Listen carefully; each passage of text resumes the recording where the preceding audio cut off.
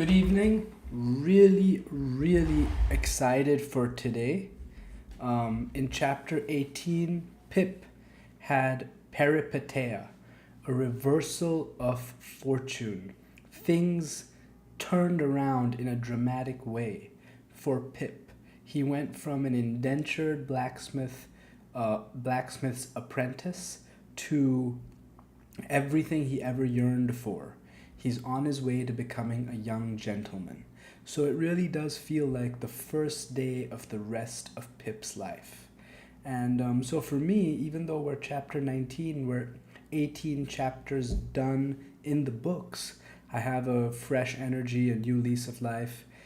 And it's worth remembering, I suppose, that every day is in fact the start of the rest of our lives. I will mention that Chicago is experiencing horrible air quality right now. So I've been, coughing all day, and it's from the Canadian wildfires. So if my, throat is scratchy, and if I have to, keep drinking my sort of hot water with honey, that's one of the reasons why. But enough excuses. Let's crack on. Chapter 19. Pip's new life begins.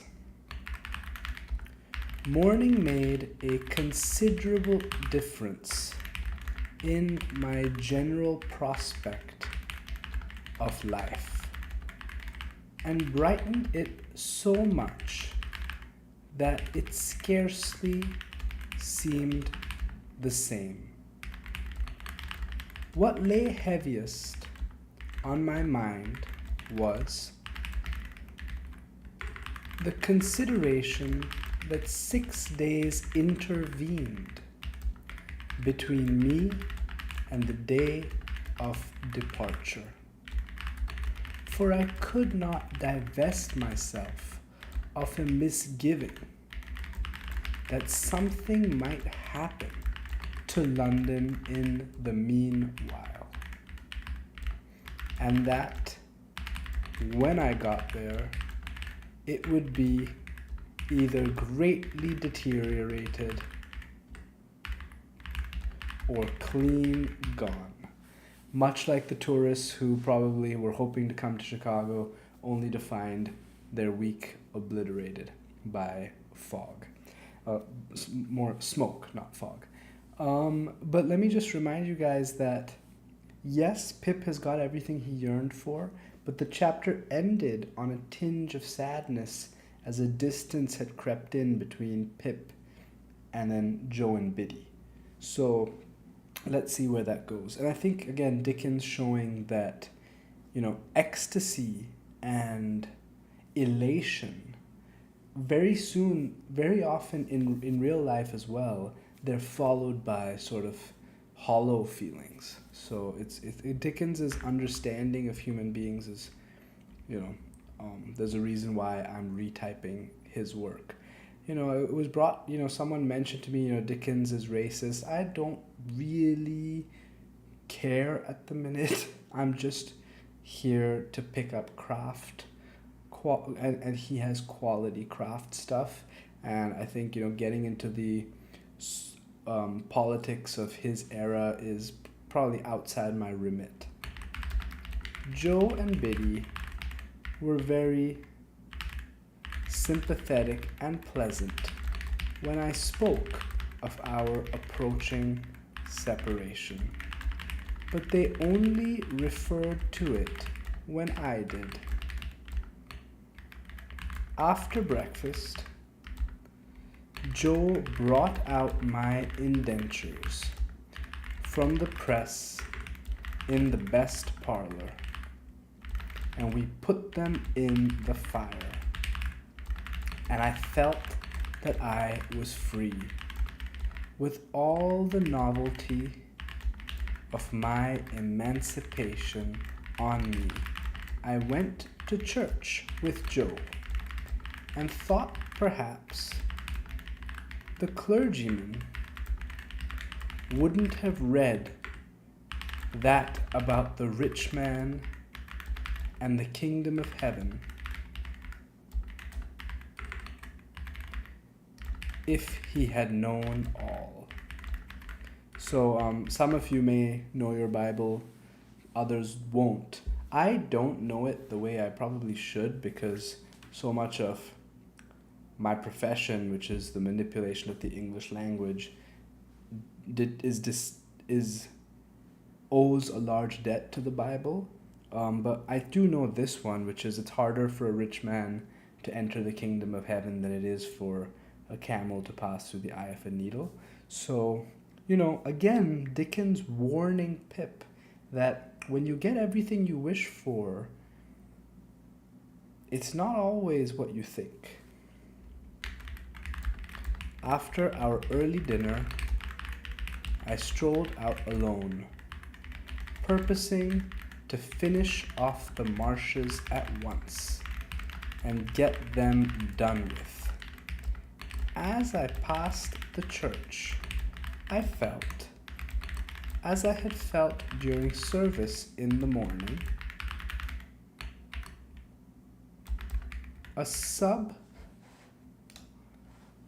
sublime compassion for the poor creatures who were destined to go there Sunday after Sunday all their lives through, and to lie obscurely at last among the low green mounds.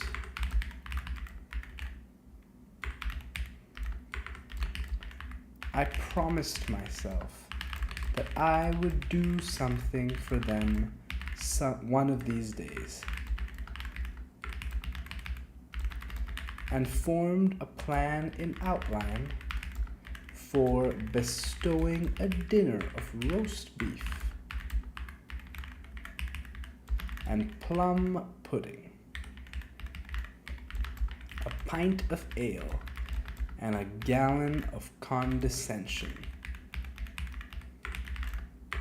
upon everybody in the village.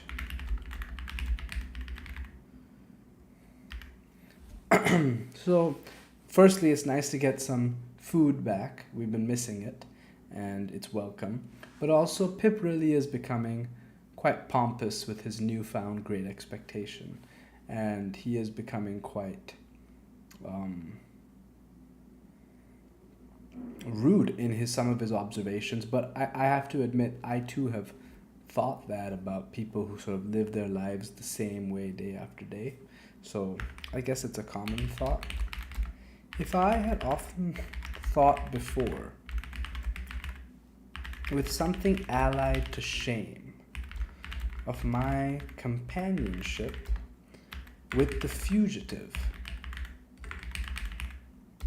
whom I had once seen limping among those graves. I think it's so good when you call back a memory to use a strong physical verb. What were my thoughts on this Sunday when the place recalled the wretch, ragged and shivering, with his felon iron and badge? My comfort was that it happened a long time ago, and that he had doubtless been transported a long way off, and that he was dead to me, and might be veritably dead into the bargain. Of course, there's a large slice of irony for those of you who know the book in this paragraph. But it's funny, right? Like, the novelist puts things in the novel because they all connect. But the character can plausibly write off an incident from their life as not important.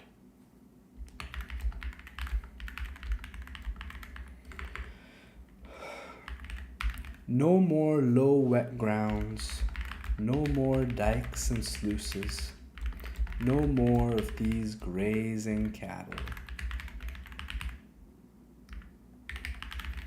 Though they seemed, in their dull manner, to wear a more respectful air now,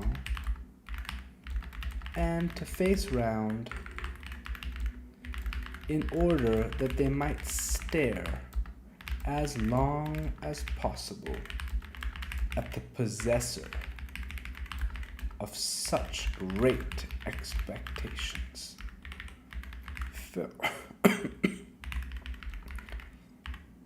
Farewell, monotonous acquaintances of my childhood. Henceforth I was for London and greatness. Not for Smith's work in general, and for you. I made my exultant way. I think even though there is some pomposity, it's very understandable that Pip would feel this way. To the old battery. And, lying down there, to consider the question whether Miss Havisham intended me for Estella. So having had one yearning satisfied, we see the other yearning more fully verbalized. Pip sort of thinks that Miss Havisham has set him up for the future, in part so that he can marry Estella. And why not? If you win the lottery once, why not think you can win it again? When I awoke, I was much surprised to find Joe sitting beside me smoking his pipe. He greeted me with a cheerful smile on my opening my eyes and said, "As being the last time, Pip, I thought I'd follow. I'd foller. And Joe, I am very glad you did so." "Thank you, Pip. You may be sure, dear Joe," I went on after we had shaken hands, "that I shall never forget you." No, Pip," said Joe in a comfortable tone.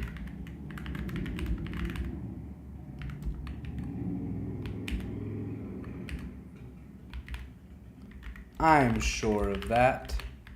Hey, old chap. Bless you. It were only necessary to get it well round in a man's mind, to be certain on it.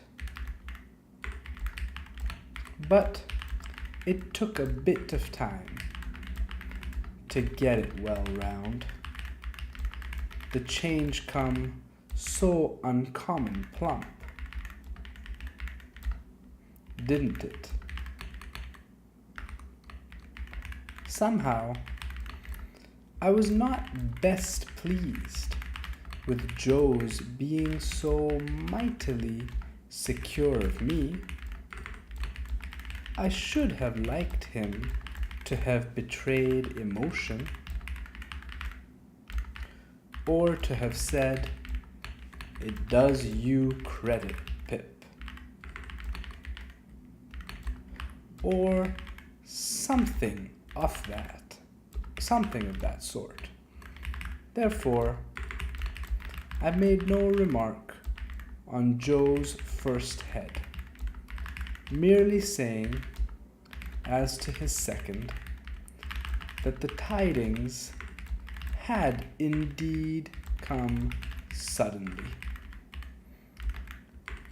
but that I had always wanted to be a gentleman, and had often and often speculated on what I would do if I were one.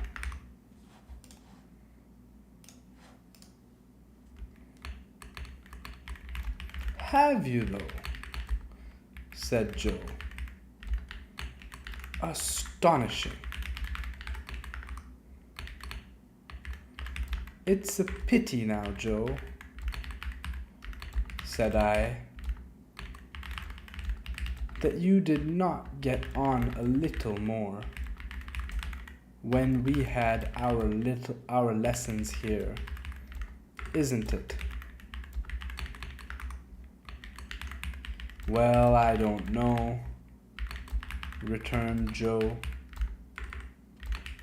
I'm so awful dull, which we know is not true. I'm only master of my own trade. It were always a pity, as I was so awful dull. But it's no more of a pity now than it was this day 12-month. Don't you see? What I had meant was that when I came into property and was able to do something for Joe, it would have been much more agreeable if he had been better qualified for a rise in station. He was so perfectly innocent of my meaning, however, that I thought I would mention it to Biddy in preference.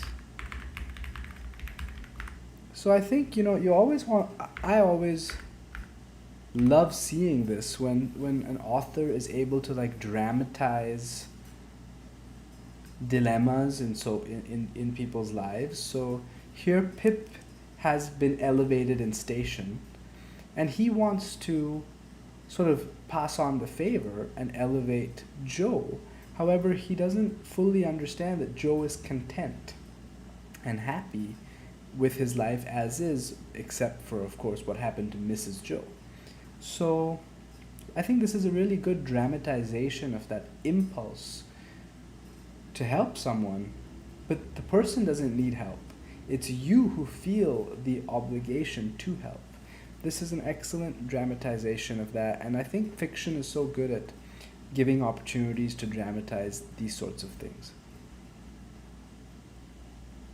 So, when we had walked home and had had tea, I took Biddy into our little garden by the side of the lane, and after throwing out in a general way for the elevation of her spirits, that I should never forget her, our pompous Pip, said I had a favor to ask of her. And it is, Biddy, said I, that you will not omit any opportunity of helping Joe on a little. How helping him on? Asked Biddy, with a steady sort of glance. Well, Joe is a dear good fellow.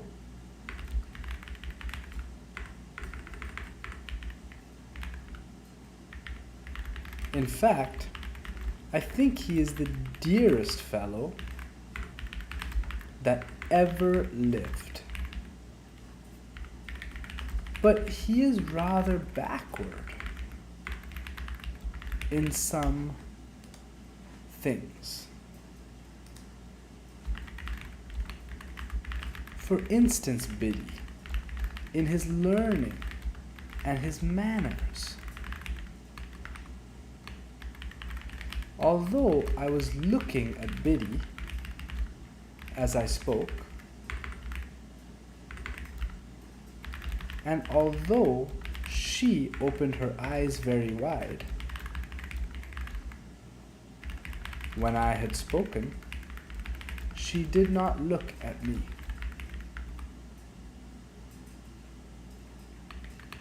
Oh, his manners. Won't his manners do then? Asked Biddy, plucking a black currant leaf.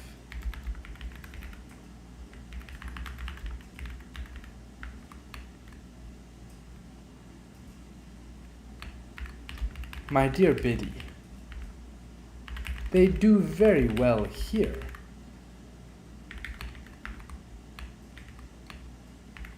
Oh,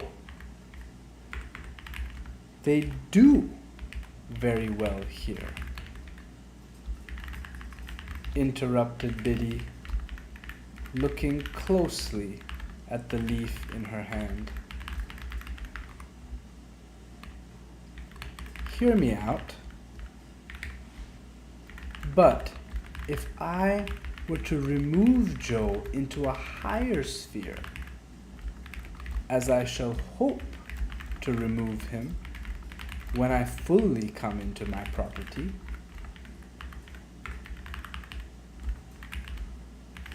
they would hardly do him justice.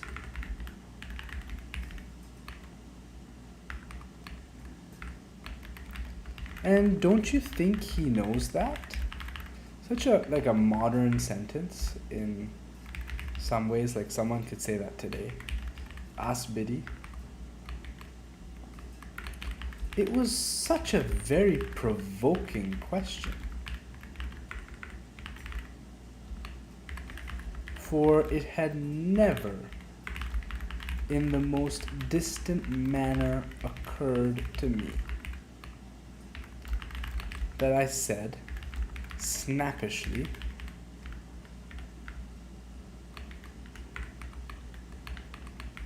Biddy, what do you mean? Biddy, having rubbed yet another instance. We had the poker, we had the lawyer Jaggers with the purse, and also his finger pointing the finger. Yet another instance of giving a character an object to hold through the duration of a conversation, the same one. And it's such a useful little trick that I'm so glad to have done this rewriting exercise and learned it. Thank you, Chuck Dickens, having rubbed the leaf to pieces between her hands.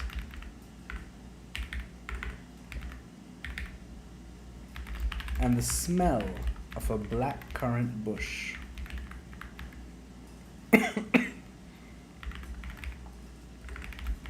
Has ever since recalled to me that evening in the little garden by the side of the lane. A really good deployment of olfactory sense of smell, and also tying it to memory, and we all know smell is is associated with memory. So even though they didn't know they didn't know about what we know about neuroscience and the brain, they obviously people intuited and used these things in craft without needing to know what we know through modern neuroscience.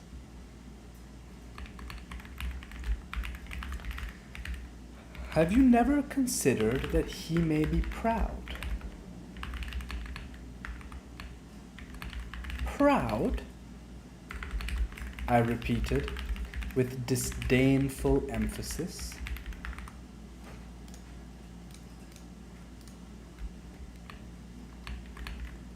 Oh, there are many kinds of pride,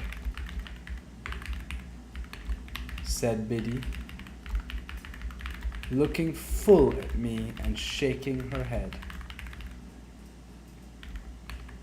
Pride is not all of one kind. She could have been a good preacher. Well, what are you stopping for? Said I. Not all of one kind, resumed Biddy. He may be too proud to let anyone take him out of a place that he is competent to fill, and fills well, and with respect. To tell you the truth, I think he is, though it sounds bold in me to say so, for you must know him far better than I do. Now, Biddy, said I am very sorry to see this in you. I did not expect to see this in you. You are envious, Biddy, and grudging. You are dissatisfied on account of my rise in fortune, and you can't help showing it. So this is an escalation out of nowhere, but it's been coming, it's been growing. Pip has been feeling some kind of way. This great expectations has created a division, but this is an escalation. Especially because Biddy is, saying something eternally wise. I mean, how many people do we know take that one extra promotion, go into a place where actually they're not competent, and had they just stayed where they were, they would have been happy, but instead, they went one step further and they messed with whatever good thing they had going on. But that's sort of the larger wisdom of Dickens, but also the plot is moving here as Pip and Biddy's rift widens.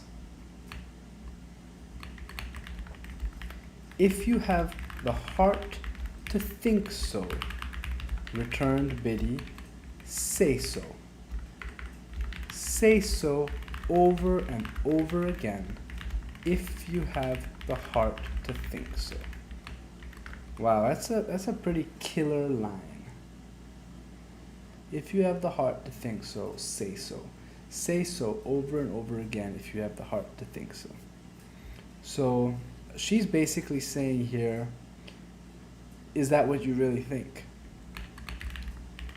If you have the heart to be so, you mean, Biddy, said I, in a virtuous and superior tone, as he's been displaying for 2 chapters now. Don't put it off upon me. I am very sorry to see it. And it's a bad side of human nature. I did intend to ask you to use any little opportunities you might have after I was gone of improving dear Joe. But after this, I ask you nothing. I am extremely sorry to see this in you, Biddy, I repeated, and digging a hole for himself. It's a bad side of human nature. Now, it's only because Pip has so much credit in the bank from being so tactful for so many chapters, and we really do like Pip, that we just cringe, and We don't dislike this behavior from him, but we still fundamentally root for him. He's still our guy. So Dickens shows, I think this is a very, very useful thing, how to make your character do some unlikable things without being fully unlikable.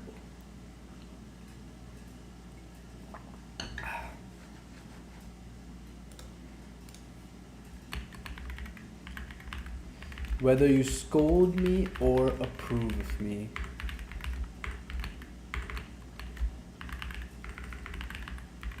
returned poor Biddy, you may equally depend upon my trying to do all that lies in my power here at all times, and whatever opinion you take away of me shall make no difference in my remembrance of you. Yet a gentleman should not be unjust neither. So she's very classy. I mean, she's got some killer lines in this interaction. She's a very classy Biddy, turning away her head.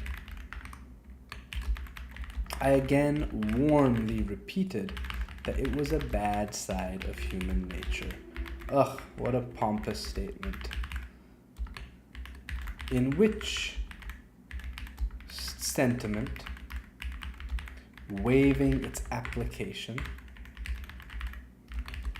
I have since seen reason to think I was right.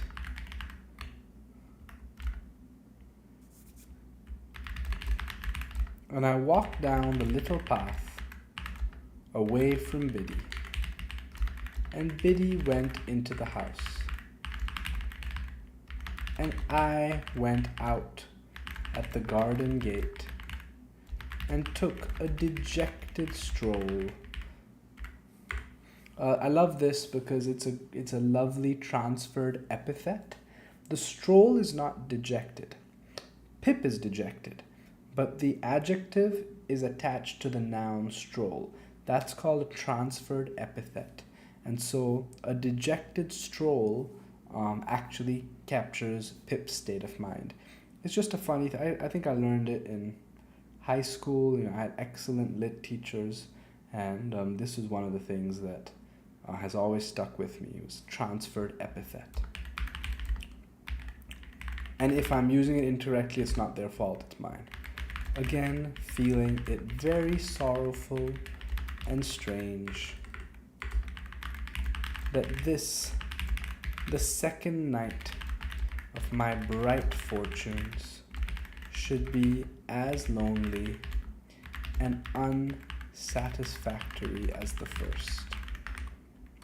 But morning once more brightened my view, and I extended my clemency, so pompous, to Biddy, and we dropped the subject. Putting on the best clothes I had, I went into town as early as I could, hope to find the shops open, and presented myself before Mr. Trabb, the tailor, who was having his breakfast in the parlor behind his shop, and who did not think it was worth his while to come out to me, but called me in to him.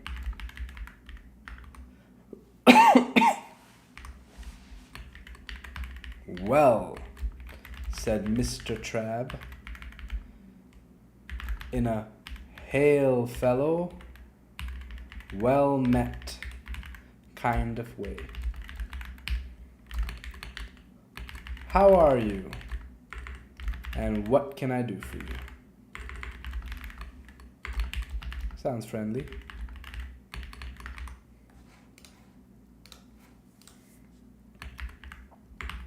Mr. Trabb sliced his hot roll into 3 feather beds and was slipping butter in between the blankets and covering it up. He was a prosperous old bachelor, and his open window looked into a prosperous little garden and orchard. And we've talked so many times about tethering now.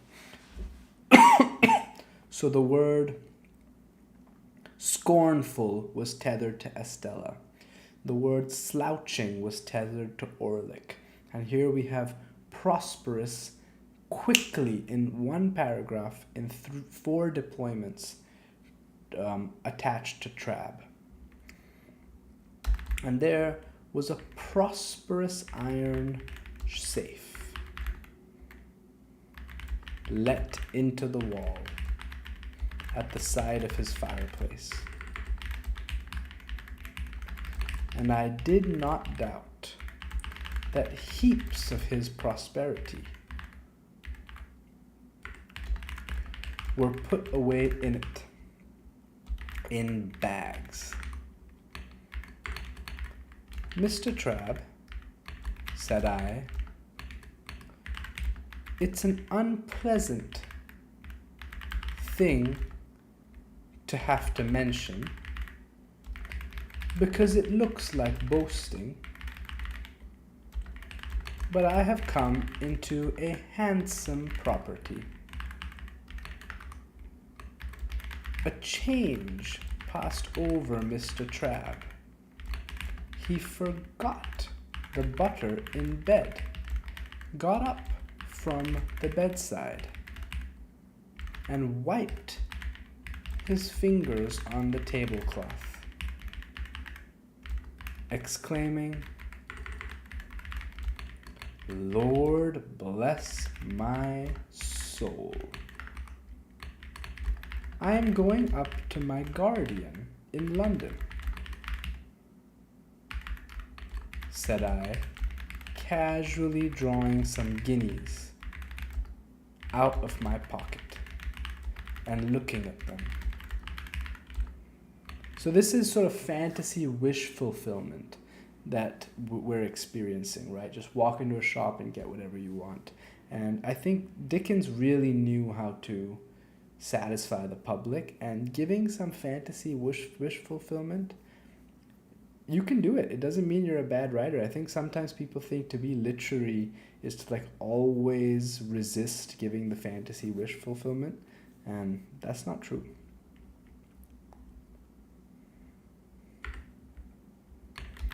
And I want a fashionable suit of clothes to go in. I wish to pay for them. I added.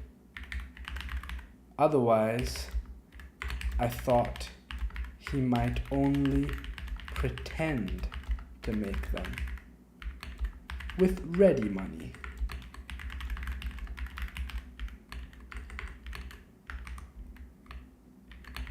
"My dear sir," said Mr. Trabb, as he respectfully bent his body, opened his arms, and took the liberty of touching me on the outside of each elbow. "Don't hurt me by mentioning that. May I venture to congratulate you? Would you do me the favor of stepping into the shop?" So I think this is a small interaction to show the reader and Pip, now that he has property and money, everything is going to be different.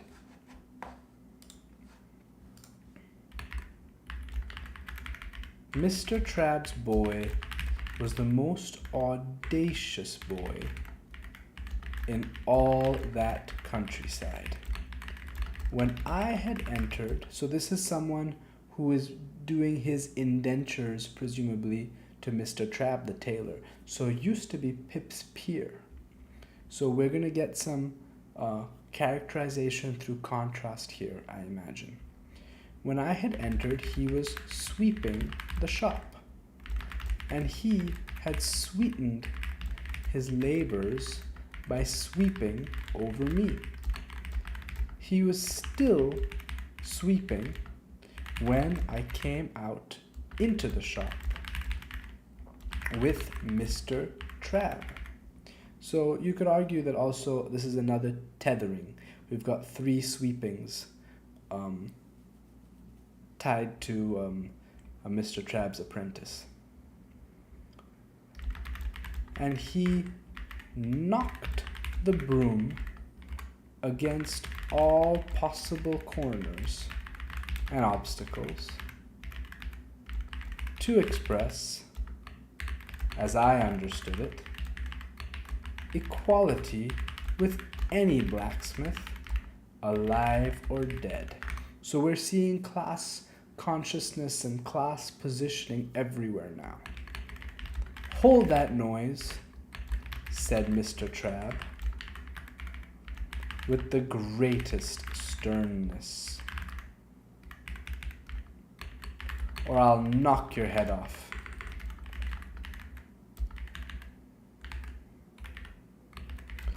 Do me the favor to be seated, sir. Now this, said Mr. Trabb, taking down a roll of cloth and tidying it out in a flowing manner over the counter, preparatory to getting his hand under it to show the gloss. I love this sentence. Let's go slow. Taking down a roll of cloth and tidying it out in a flowing manner over the counter, preparatory to getting his hand under it to show the gloss. So the words are very generous and bountiful. Roll, gloss, tiding, flowing. So the diction is bounteous, but it is a grounded physical action. So it's doing, it's a great sentence. And I think it's very it's poetic, but it's driving the story forward and doing characterization work. So it's doing 3 or 4 things at once. Amazing sentence. Is a very sweet article. I can recommend it for your purpose, sir, because it really is extra super, but you shall see some others. Give me number 4, you.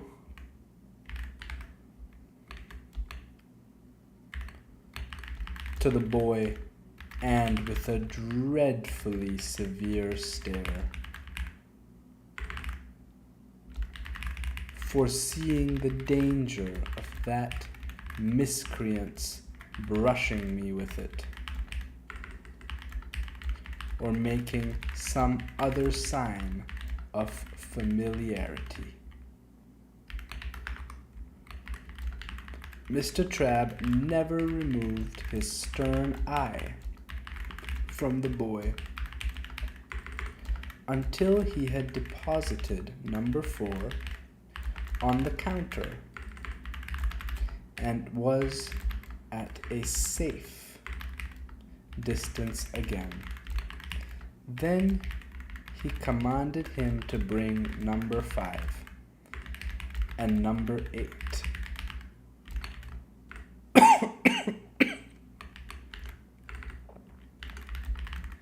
And let me have none of your tricks here,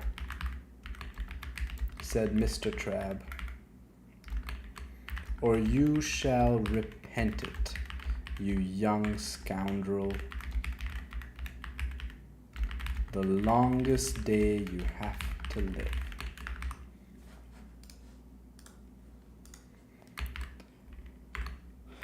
Mr. Trabb then bent over number 4, and in a sort of deferential confidence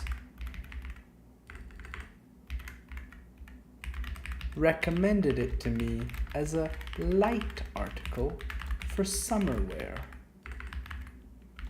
an article much in vogue among the nobility and gentry, an article that it would ever be an honor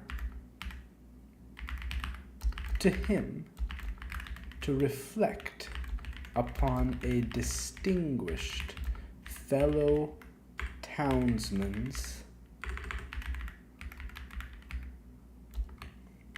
if he might claim me for a fellow townsman,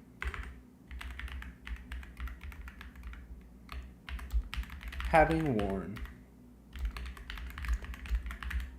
Are you bringing numbers 5 and 8, you vagabond?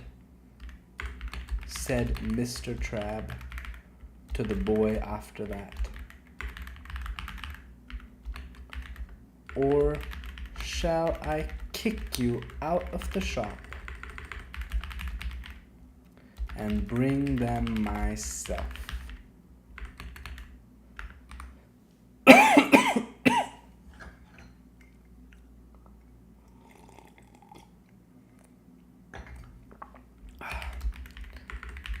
I selected the materials for a suit with the assistance of Mr. Trabb's judgment and re-entered the parlor to be measured.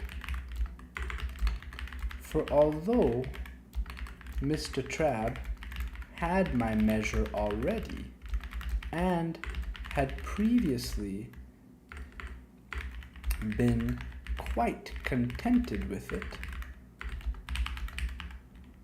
he said apologetically that it wouldn't do under existing circumstances, sir.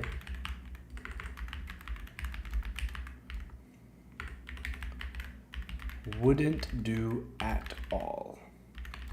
So Mr. Trabb measured and calculated me in the parlor, as if I were an estate, and he the finest species of surveyor, and gave himself such a world of trouble that I felt that no suit of clothes could possibly remunerate him for his pains.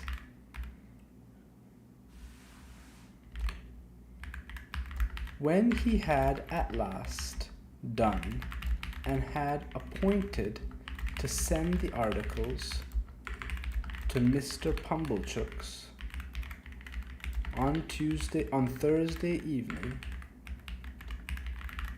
he said, with his hand upon the parlor lock,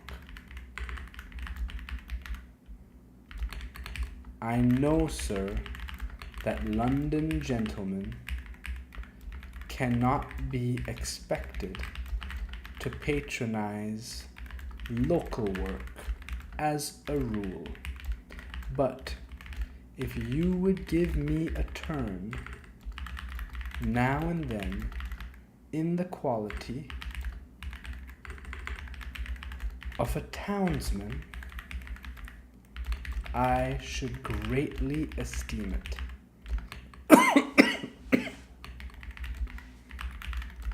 Good morning, sir. Much obliged.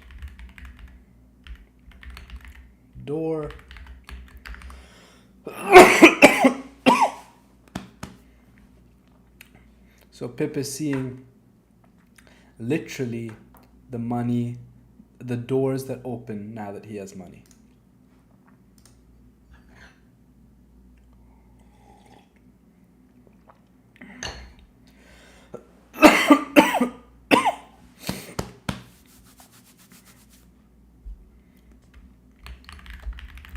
The last word was flung at the boy, who had not the least notion what it meant. But I saw him collapse as his master rubbed me out with his hands, and my first decided experience of the stupendous power of money was that it had morally laid upon his back Trabb's boy.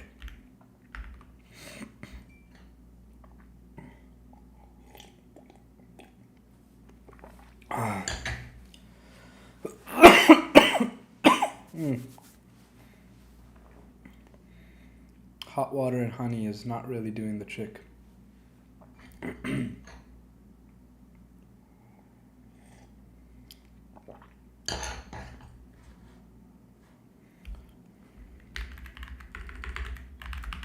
After this memorable event, I went to the hatters and the bootmakers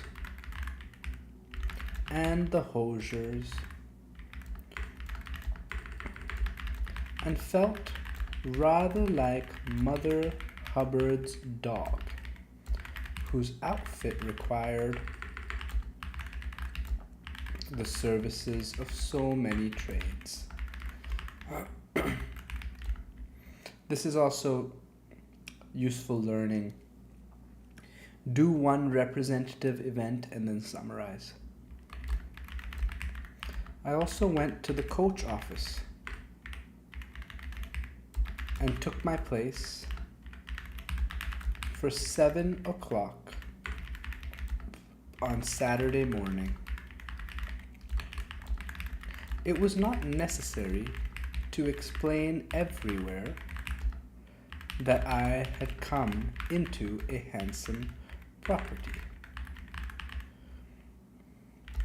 But whenever I said anything to that effect, it followed that the officiating tradesman ceased to have his attention diverted through the window by the high street, and concentrated his mind upon me. When I had ordered everything, I wanted, I directed my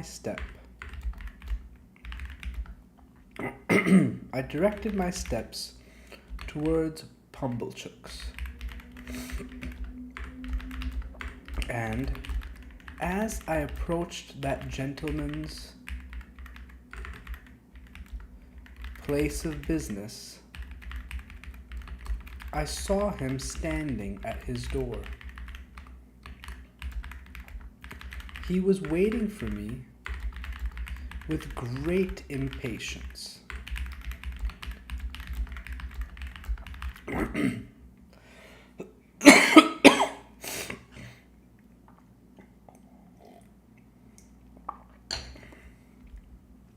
He had been out early with the chaise cart and had called at the forge and heard the news. He had prepared a collation for me in the Barnwell parlor, and he too ordered his shopman to come out of the gangway as my sacred person passed.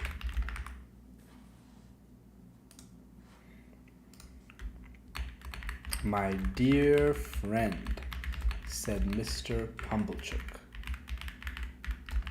taking me by both hands when he and I and the collation were alone. "I give you joy of your good fortune. Well deserved, well deserved." Which is probably the opposite of how he's feeling. This was coming to the point, and I thought it a sensible way of expressing himself. "To think," said Mr. Pumblechook, after snorting admiration at me for some moments, "that I should have been the humble instrument of leading up to this is a proud reward."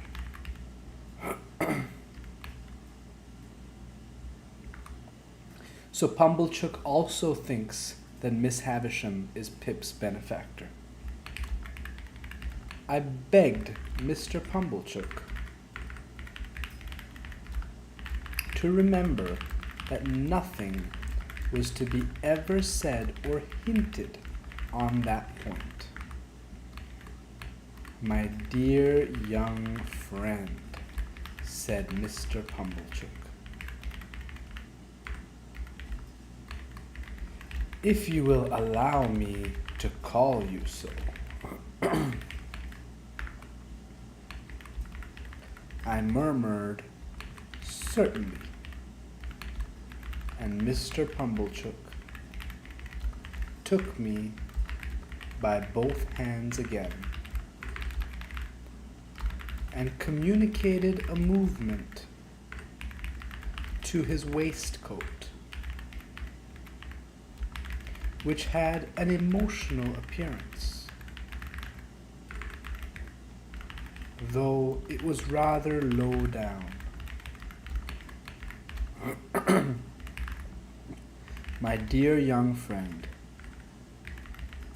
rely upon my doing my little all in your absence."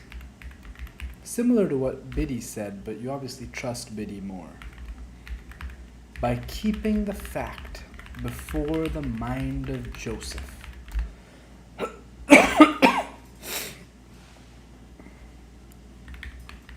"Joseph,"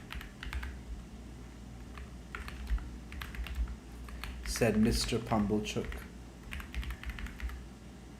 in the way of a compassionate adjuration. "Joseph, Joseph." Thereupon he shook his head and tapped it, expressing his sense of deficiency in Joseph. Well, we know he's a poor judge of character then, because we know there are no deficiencies in Joe. "But my dear young friend," said Mr. Pumblechook for the third time, "you must be hungry. You must be exhausted. Be seated. Here is a chicken." We're back to food and Dickens, and I love it. "Here is a chicken had round from the boar. Here is a tongue had round from the boar. Here's one or two little things had round from the boar, that I hope you may not despise." "But do I," said Mr. Pumblechook.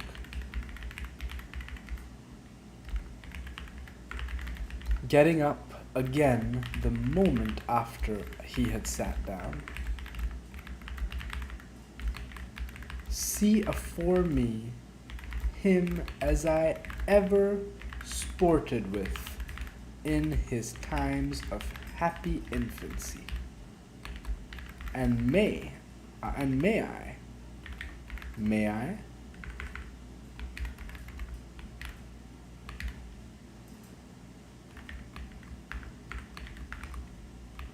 This may I meant, might he shake hands? I consented, and he was fervent, and then sat down again. "Here is wine," said Mr. Pumblechook. One day I will type Pumblechook without a typo. "Let us drink. Thanks to fortune, and may she ever pick out her favorites with equal judgment. And yet I cannot," said Mr. Pumblechook, getting up again, "see afore me one, and likewise drink to one, without again expressing. May I? May I?" So I think Pip is getting a taste of the tedium of flattery. I said he might, and and he shook hands with me again, and emptied his glass, and turned it upside down. I did the same, and if I had turned myself upside down before drinking, the wine could not have gone more direct to my head. So Pip gets drunk. That's a consequence of elation. I do like the physicality of the description of the getting drunk, upside down, turning himself upside down. You really feel the drunkenness take over Pip, or rush into his head. Mr. Pumblechook helped me to the liver wing, and to the best slice of tongue. None of those out of the way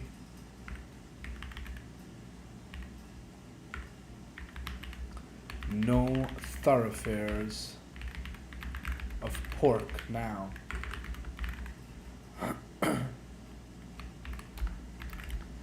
And took, comparatively speaking, no care of himself at all. Ah, poultry. And remember, in the original Christmas dinner, Pumblechook was greedy and took everything for himself. Poultry. You little thought, said Mr. Pumblechook, apostrophizing, great word, apostrophizing the fowl in the dish. When you was a young fledgling, what was in store for you? You little thought.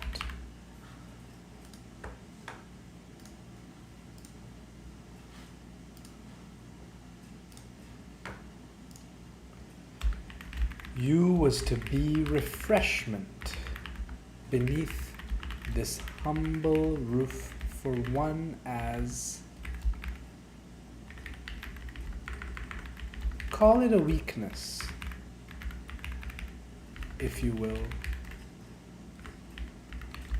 said Mr. Pumblechook. getting up again. But may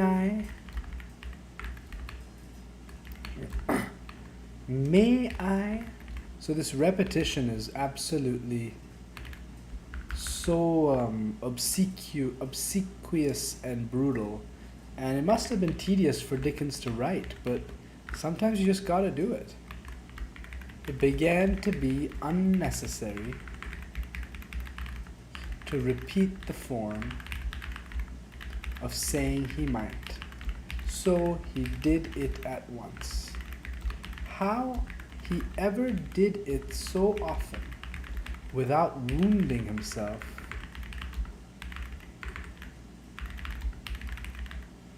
with my knife, I don't know. And your sister, he resumed, after a little steady eating, which had the honor of bringing you up by hand. It's a sad picture to reflect that she's no longer equal to fully understanding the honor.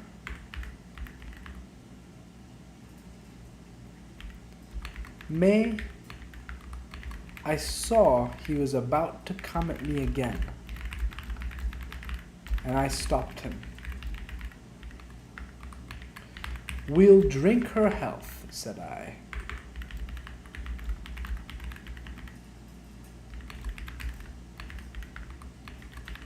Ah! Cried Mr. Pumblechook, leaning back in his chair, quite flaccid with admiration. Brutal description. That's the way you know him, sir.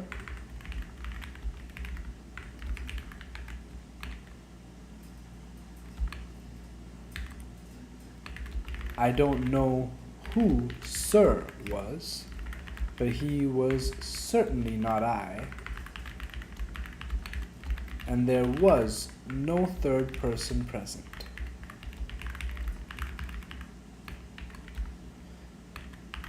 That's the way you know the noble-minded, sir, ever forgiving and ever affable.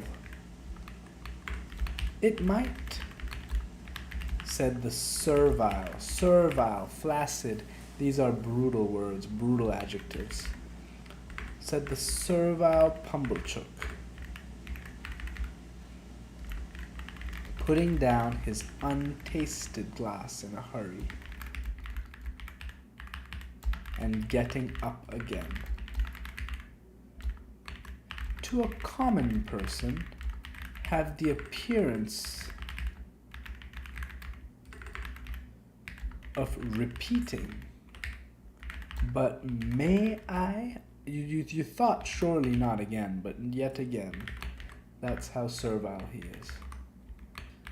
When he had done it, he resumed his seat and drank to my sister. Let us never be blind, said Mr. Pumblechook.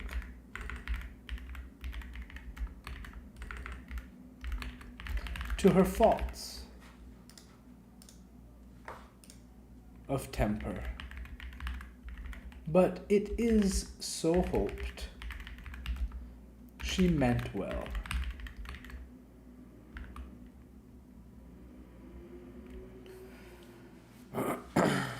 So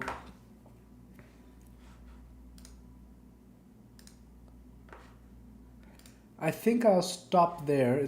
And I'll finish out chapter 19 next week.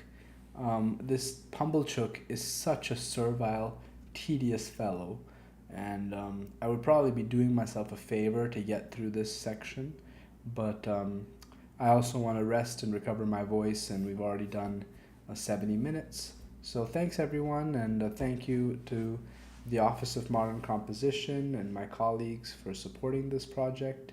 And yeah, we're halfway through chapter 9. We're going at a steady clip. We're going to see what happens with Pip.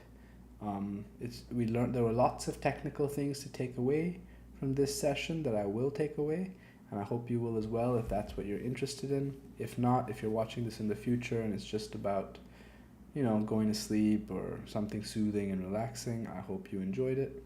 And see you all at a future one of these. Good night.